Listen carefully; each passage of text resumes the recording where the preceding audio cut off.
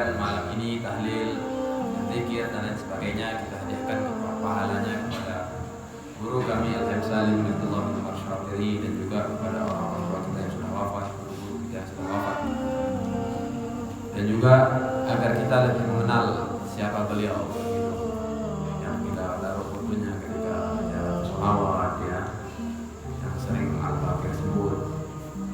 Jadi pertama-tama dari segi nasab, beliau bernama Al-Habib Salim bin Abdullah bin Umar bin Ahmad bin Umar bin Ahmad bin Ali bin Husain bin Muhammad bin Ahmad bin Umar bin Alwi Asy-Syatiri bin Faqih Ali bin Qadhi Ahmad bin Muhammad Asadullah fi Ardih bin Hasan Al-Qarabi bin Ali bin Faqih Al-Muqaddam Muhammad bin Ali bin Muhammad Sahib bin Irbat bin Ali Khalid Qasam bin Alwi bin Muhammad Maula Sum'ah bin Alwi Maula Shimal bin Abdullah Muhajir bin Abdullah bin Ahmad Al-Muhajir Muhammad bin Isa bin Muhammad Al-Nagib bin Ali Al-Quraidi bin Ja'far Al-Sadiq bin Muhammad Al-Bagir bin Ali Zain Al-Abidin bin Husain Al-Sibti bin Imam Ali bin Abi Talib bin Zawj Fatimah Az-Zahra binti Rasulullah sallallahu alaihi wasallam. Jadi beliau bernasab ke Nabi yang ke-27 37 ya. Jadi beliau Al-Habib Salim bin Abdullah bin Umar Syatiri dijuluki dengan Syatiri. Itu julukan kepada datuknya yang tertinggi yang ke-11 yang bernama Alwi. Ya, Alwi dijulukin dengan Syatiri. Syatiri ini artinya orang yang membagi. Kenapa dia bisa dikatakan orang yang membagi? Karena dia membagi setengah hartanya kepada saudaranya untuk berdakwah. Ya, jadi Alwi ini orang yang kaya. Dia bagi setengah hartanya untuk saudaranya, ya, untuk dia berdakwah. Ada yang mengatakan disyatrihi karena kebesarannya, kecerdasannya. Kemudian beliau Habib Salim bin Abdullah bin Umar Syatiri menimba ilmu dari masa usia kecilnya, ya, dari masa kanak-kanaknya beliau sudah di dalam lingkungan orang-orang alim, di dalam lingkungan ulama, dan beliau memiliki semangat yang tinggi di dalam menimba ilmu. Jadi murid adapun guru-guru beliau bernama Al-Habib Alwi bin Syihab, Habib Muhammad bin Salim bin Hafidh ayahandanya Habib Umar, kemudian Al-Habib Ja'far bin Ahmad Al-Idrus, Syekh Al-Alamah Mahfud, Habib Umar bin Ali Al-Kaf, Syekh Al-Alamah Salim bin Sa'id Kathir, Syekh Al-Alamah Ahmad bin Iwad Haddad, Syekh Al-Alamah Fadl bin Abdul Rahman bin Fadl, Syekh Abdullah bin Zafran, dan seterusnya. Jadi beliau itu menimba ilmu di Tarim dulu di masa kanak-kanaknya sampai beliau berusia 18 sampai 19 tahun. Ya. Apakah beliau sudah ngaji seperti itu? Lalu tidak ngaji lagi, tidak belajar lagi? Tidak. Beliau kemudian pergi ke Makkah Al-Mukarramah menimba ilmu lagi di sana. Itu di tahun 1376 Hijriah. 1376 Hijriah beliau berangkat ke Makkah untuk menimba ilmu. Ya, sekarang sudah sekitar 63 tahun yang lalu. Ya, 63 tahun yang lalu beliau berangkat ke Makkah untuk menimba ilmu. Di zaman itu masih banyak ulama-ulama. Maka beliau mengambil di sana daripada Sayyid Alwi bin Abbas Al-Maliki, kemudian mengambil daripada Salim Al-Attas, Syed Husain bin Muhammad Far'ak, Syed Abu Bakar bin Salim Al-Bar, Syekh Hasan bin Sa'id Yamani, dan kemudian ada namanya Syekh Zaini Huban Al-Jawi. Kalau ada julukan Al-Jawi ini biasanya orang Indonesia, ya, Al-Jawi. Dulu itu terkenal orang Indonesia di luar negeri, khususnya di Arab, dengan julukan Al-Jawi. Makanya kalau di kitab-kitab Arab umum, artinya 200-300 tahun yang lalu, tidak ada yang menyebut Indonesia. Dan mereka tatkala menyebut Indonesia itu Jawa, ke Jawa. Ya, karena belum ada Indonesia pada saat itu. Ya, jadi mereka menyebut Indonesia ini dengan julukan Jawa. Makanya kalau ada ulama-ulama, termasuk Syekh Zaini Yuban, ya, Syekh Zaini Yuban ini dari Kalimantan, beliau alim al-alamah di Mekah sana, dijulukan dengan Al-Jawi. Ya, Al-Jawi, orang Jawa. Artinya sebenarnya beliau orang Kalimantan. Dan kenapa dijulukin dengan orang Jawa? Karena Indonesia pada saat itu terkenal dengan Jawi. Ya. Kemudian banyak sekali daripada guru beliau, sampai-sampai jumlah kalau ditulis lebih dari 100 guru. Ya, beliau menimba ilmu lebih dari 100 guru. Bukan sembarangan guru terus, guru-guru yang benar-benar alim dari berbagai macam bidang, fikihnya, kemudian falaknya, bahasa Arabnya dan lain sebagainya. Ya, beliau sampai-sampai terkenal dengan sehari itu ngajinya 14 kali pertemuan. Ya, 14 kali pertemuan, bisa dikatakan itu 20 jam sehari. Itu ngajinya 20 jam sehari pertemuan. Jadi beliau Habib Salim ini semasa belajarnya di Mekah, beliau itu tidur tidak lebih dari 2 jam sehari. Ya, ngajinya 20 jam. 2 jam lagi ya pakai mandi. Itu masih disela-selakan dengan ilmu itu. Ya, begitu baru mereka menjadi alim, menjadi ulama. Menjadi ulama itu ya seperti itu. Bukan kayak sekarang ngaji Senin Kamis sudah mampu terdebat. Jangan ya. Itulah mereka para ulama. Kemudian beliau setelah belajar selama 4 tahun lebih di Mekah, ya, beliau pindah ke negeri namanya Aden. Beliau balik ke Tarim menemui ibundanya. Kemudian beliau balik ke daerah namanya Aden. Aden ini daerah Yaman, tapi bukan masuk daripada Yaman Hadramut, bukan ya. Itu dia, Aden ini suatu daerah, Aden nama daerah. Beliau belajar di sana. Sehingga di zaman itu sekitar tahun 1400 Masehi, ya, 1400 Masehi, 1400 Hijriah, maaf. 1400 Hijriah atau kalau Masehinya ya di sini dijatuhkan pada tahun 1967 Masehi. Pada saat itu masih gencar-gencarnya komunis, ya, termasuk masuk komunis ini karena pada saat itu Yaman Selatan sama Yaman Utara dipecah sama komunis, jadikan 2 negara, sehingga lemahlah Yaman, dimasukkan komunis, ya, sehingga di Yaman Selatan termasuk daerah Aden ini masuk dalam daerah Yaman Selatan, masuk komunis, siksa Habib Salim. Ya, termasuk siksa-siksaannya di sini beliau sempat dimasukkan penjara karena dilihat beliau ini diterima di Aden.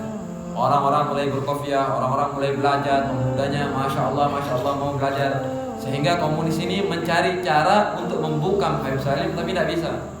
Sampai beliau berusaha untuk membunuh beliau. Ya, jadi dikisahkan di sini ketika beliau baru keluar habis sholat isya, habis ngajar sholat isya keluar, nunggu jemputan di Masjid Aban namanya, masih ada masjid ini di Aden, masih ada Masjid Aban namanya. Beliau keluar, ada mobil Mercy kencang ngebut, nabrak beliau, jadi tabrak Habib Salim dari belakang, sehingga membuat beliau jatuh pingsan. Ya, dilihat Habib Salim masih kelihatan masih hidup. Ada salah satu temannya namanya Syekh Abdullah, dilihat dipinggirkan, udah nempel di tembok, mau ditabrak lagi, langsung disingkirkan, langsung orang ini kabur. Ya, orang yang tadi kabur. Tidak berani orang-orang santri-santrinya mau nolong, tidak berani karena membawa pistol pada saat itu. Kabur pergi dia. Maka Habib Salim kritis selama 2 minggu di Mustasfa, ya, di rumah sakit. Selama 2 minggu itu yang ngurus dokternya bilang, saya tidak pernah menemukan pengunjung sebanyak pengunjungnya Habib Salim. Setiap hari, setiap waktu ada aja yang jenguk beliau, ya, karena kecintaan umat kepada Habib Salim. Tidak sampai di sana, sudah sehat Habib Salim, ya, sudah segar Habib Salim, ditahu Habib Salim tidak mati, tidak meninggal dunia, maka mereka berusaha untuk membunuhnya, di penjara Habib Salim. Ketika Habib Salim hendak berangkat untuk pergi ke Mekah, ya, maka supirnya ini berkhianat, dibelokkan Habib Salim, dibawa ke penjara. Maka Habib Salim di penjara selama 1 tahun kurang berapa bulan. Ya, di penjara itu disiksa, ya, dimasukkan ke suatu kamar yang khusus 1 badan saja, ya, khusus 1 badan saja, berhari-hari, ya, berminggu-minggu bahkan, ya, sampai-sampai beliau keluar itu kram gitu, nggak bisa bergerak, ya, disiksa, dipukul, dituntut, ya. Jadi begitulah beliau sampai-sampai ada orang, ya salah satu pejabat pada saat itu yang bernama siapa dari keluarga Al-Jufri. Beliau yang menawarkan agar Habib Salim segera dibebaskan. Baru Habib Salim itu pindah ke Madinah, ngajar di sana. Ya, jadi itulah ya daripada sekian ujian yang beliau rasakan. Jadi Habib Salim ini penuh hidupnya dengan ilmu dan amal. Ya, sehingga orang-orang wali-wali di zamannya banyak memuji beliau. Jadi di sini salah satu pujian-pujian yang beliau dapati yang pertama adalah dikisahkan daripada Habib Ja'far Idrus. Habib Ja'far Idrus ini terkenal wali di zamannya. Ya, beliau meriwayatkan daripada ayahandanya Habib Salim yang pernah Habib Abdullah bin Umar Syatiri. Abdullah bin Umar Syatiri ini ayahnya Habib Salim ini terkenal dengan julukan Syekhul Islam. Kenapa bisa dijulukan syekhnya orang Islam, umat Islam? Karena di zaman sekarang ini, di zaman kita ini sedunia habaib, habib-habib yang sedunia, tidaklah mereka itu murid daripada Abdullah Syatiri atau murid daripada muridnya Abdullah bin Syatiri. Pasti bersanad keilmuannya ke Abdullah Syatiri sedunia.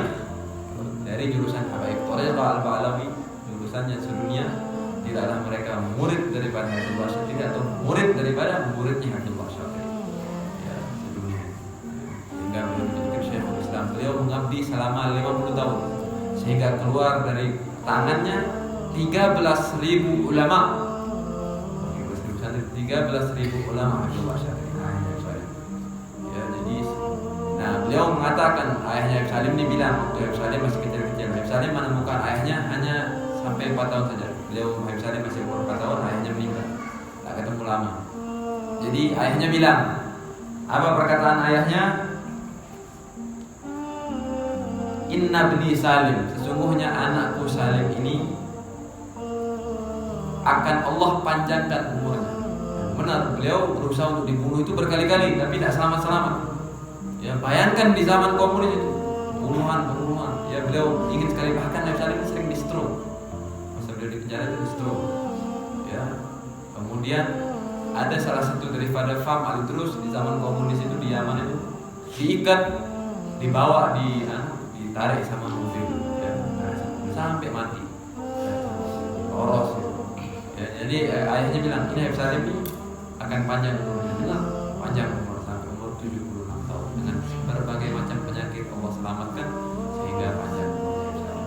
Kemudian dia katakan wa yakunu sultanan fil ilm, dan dia akan menjadi raja, bukan raja apa-apa, tapi raja di dalam bidang ilmu.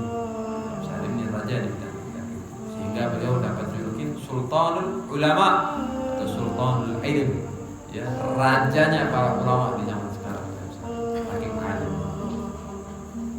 Kemudian beliau mengatakan lagi, Abdullah ini ayahnya ini mengatakan auladi, anak-anakku kulluhum aulia, semuanya akan menjadi walinya Allah. Ya. Mubarakun, dan anakku Salim akan paling tinggi derajat kewaliannya. Dan Allah akan panjangkan umurnya, maka sungguh bahagia orang yang menemukannya. Orang yang hadir di waktunya Habib Salim ini sungguh orang mulia, orang bahagia. Jadi beliau dapat banyak mubasyir. Kemudian beliau itu pertama namanya sebelum Salim itu namanya Umar.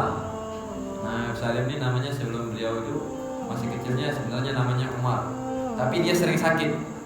Ya, kan kalau orang dulu itu biasanya kalau sering sakit diganti namanya. Makanya Habibullah ini ziarah ke Zambal. Ziarah ke Zambal sampai di makamnya Habibullah Al-Haddad, beliau tertidur, mimpi Habib Abdullah Al-Haddad. Sering kita baca. Habibullah Al-Haddad bilang kasih nama dia Salim agar dia terhindar dari seluruh penyakit dan musibah. Ya, yang namakan Habib Salim bin Salim adalah Habibullah bin Alwi Al-Haddad. Ya. Kemudian diceritakan ibundanya sempat menceritakan bahwa ketika Habib Salim masih muda, Habib Salim ini sangat giat sekali belajar. Ya, sampai-sampai ibundanya ini memberitakan, wahai anakku, jangan selain belajar kamu kerja juga toh. Kan belajar, tidak ada ngirimkan transferkan uang gitu kan ibundanya. Ya. Maka ibundanya ini bermimpi dengan Sayyidina Ali bin Abi Thalib. Ya, Sayyidina Ali bin Abi Thalib mimpi. Maka Makanya Sayyidina Ali bilang, ketahuilah anakmu ini nanti akan menjadi rajanya ilmu. Anakmu ini akan menjadi raja. Biarkan dia dengan belajarnya, dan aku yang akan menjadi penjamin rezeki. Dan kemudian Muhammad bin Hadi As-Segaf, salah satu wali Allah, mengatakan sesungguhnya Habib Salim ini yang menjamin kehidupannya adalah Nabi SAW. Bagaimana Habib Salim pernah bercerita, beliau itu pernah berziarah ke makam Nabi, kemudian beliau tertidur sampai-sampai beliau itu bermimpi dengan Nabi SAW. Bermimpi dengan Nabi, Nabi sedang bersandar di salah satu tiang yang ada di Masjid Nabawi. Beliau mencium tangan Nabi SAW, kemudian Nabi SAW memberikan pedang kepada Habib Salim. Ini adalah bukti Habib Salim diperintahkan untuk berdakwah. Ya, jadi itulah dia daripada sedikit terjemahan dari Habib Salim. Jadi Habib Salim ini, kalau ada orang yang mensifatinya, disifati dengan alimul ubad wa abidul ulama. Ya, kalau di antara orang alim, maka Habib Salim orang alim yang paling rajin ibadah. Kalau di antara orang yang paling rajin ibadah, Habib Salim adalah orang alimnya. Sifatnya. Ya. Kenapa bisa seperti itu? Kalau kita lihat dari keilmuan, semua keilmuan bisa diuraikan. Ya. Jadi ada pengajian di Tarim itu, di Rubat itu, tempat pondok kami, ada namanya setiap Rabu dan Sabtu pagi, sekitar mulai jam 7 sampai jam 9, 2 jam gitu ya pengajiannya. Ya, 2 jam pengajian kok, tidak ada maulidnya, tidak ada pengajian saja. Ya 2 jam. Coba kalau sekarang ada tidur, dan pulang duluan, ada ini. Ya, dan ada berkat, pulang dari sana ada berkat. Ya, 2 jam pengajian. Salim walaupun dalam kondisi kakinya sudah pakai kursi roda tetap hadir, duduk ngajar di sana, mengajar selama 2 jam. Ya, jadi Salim ini ngajar di situ pengajian umum gitu. Ya, ada pengajian tafsir, ada pengajian hadis, ada pengajian tasawuf, ada pengajian fikihnya, pengajian lengkap selama 2 jam. Nah, setiap pengajian, setiap orang baca misalnya bab tafsir, Habib Salim jelaskan tentang tafsir seluas-luasnya.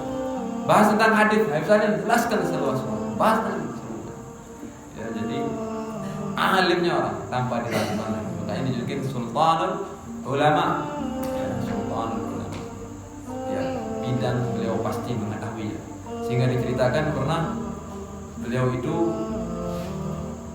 ada orang dari luar negeri gitu datang ke perpustakaannya misalnya. Perpustakaannya misalnya ini lebih dari luas dari kamar ini. Mungkin seaula yang di belakang, semuanya isi full kitab. Maka orang yang datang ini nanya, wahai Habib, pernahkah engkau baca kitab-kitab ini semuanya? Ya, pembantunya ditanya, penjaganya ditanya, wahai, ini pernah tak Habib Salim ini? Salah cara bertanya. Kalau baca mungkin sudah bolak-balik beliau baca. Ya, tanyanya jangan tanya sudah baca, tanyanya apakah sudah dihafal semua kitabnya. Kalau baca bolak-balik sudah dibaca kitab-kitab. Jadi begitu. Jadi kita kalau bertamu Habib Salim ke rumahnya, tidak ditanya apa kabar, tidak ditanya ini, tidak diajak ngobrol kanan kiri, disuruh, ayo kitab apa yang kamu baca sekarang? Kamu baca kitab apa? Ditantang kita sama Habib Salim, saya jelaskan. Ya, kalau kita jenguk ulama itu aturannya begitu. Ya, sekarang ini jenguk ulama ngeluh, curhat dia. Jadi seperti itu. Ya, Salim adalah lautan ilmu. Dan kalau di bidang sholat, tidak pernah Habib Salim itu tidak sholat berjamaah. Tidak pernah Habib Salim itu meninggalkan siwak. Ya, selalu bersiwak. Dan di dalam tarawih sampai di akhir hayatnya, kalau di Tarim itu tarawihnya ganti-gantian. Sekarang masjid ini jam 8, nanti masjid depan jam 10 dia mulai, masjid depannya lagi jam 12 dia mulai, masjid depannya lagi jam 2. Ya, berganti-gantian setiap masjid, pindah-pindah. Ya, maka setiap waktu untuk ke Tarim, maka pasti ada sholat tarawihnya. Ya, karena tidak serentak dia pindah-pindah waktunya. Maka Habib Salim ini dari awal mulai tarawih sampai mau sahur beliau tarawih. Ya, 100 rakaat lebih beliau di masa beliau masih kakinya sakit tetap ikut tarawih. Ya. Bahkan sholat awwabin, namanya sholat setelah sholat maghrib 20 rakaat beliau selalu menjalani.